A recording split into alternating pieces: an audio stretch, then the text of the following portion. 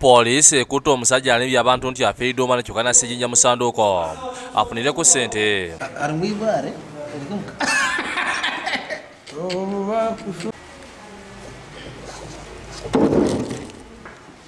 Byaba bitekiri kugira ngo wagira ngo oti.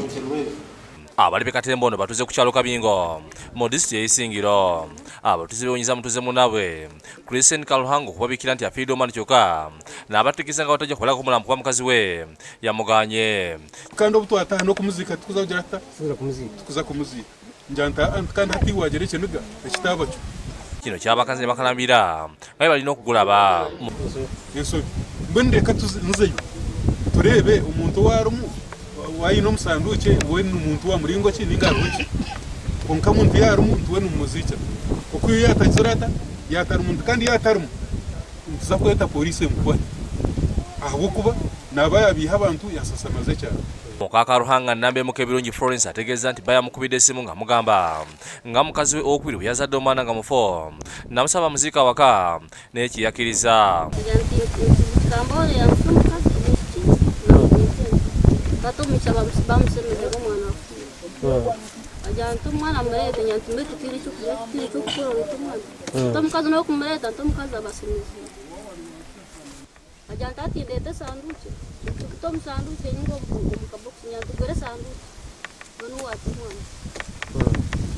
Karuhanga kyeyakoze mu kwagala okufuna ssente yakutte ejjinja nalisa mu ssanduuku n'alimba nga bw'afiiriddwa. Wabula obudde bwe bukedde abatuuze n'abooluganda lwa Karuhanga baganye okuziika nga tebannabakola ku mulambo bwe batukwe kugula ssanduuko ne basangamu mayinja meereere. Ate abantu barigaha nibiiza nibekwasira ha munwa ngo basanga omusanduuki harimu ki ibaare kitwine kitwagarika kugambaho ngo muzamu mpikaaha nyetabaye rodiya babaraho ngira ntumukwata omuntu.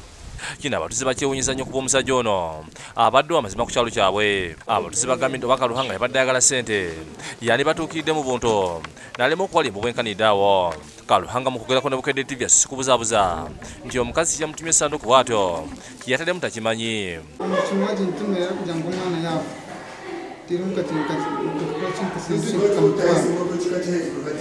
Akulira okunyinza kuziba emisango ey'Isingiro Frank Ali Naito ategeeza nti tebayinza kukkiriza ebikolwa by'ekifere bwe kityo mu kitundu kyabwe. Poliisi esabye abantu okubeera abeegendereza eri bannaabwe kuba abantu b'ekikolwa bwe kityo batta abaana baabwe n'ekigendero eky'okufuna ssente. Omusajja tumukwata tumuyita ku poliisi okunoonyereza ku kyalo kugenda mu maaso.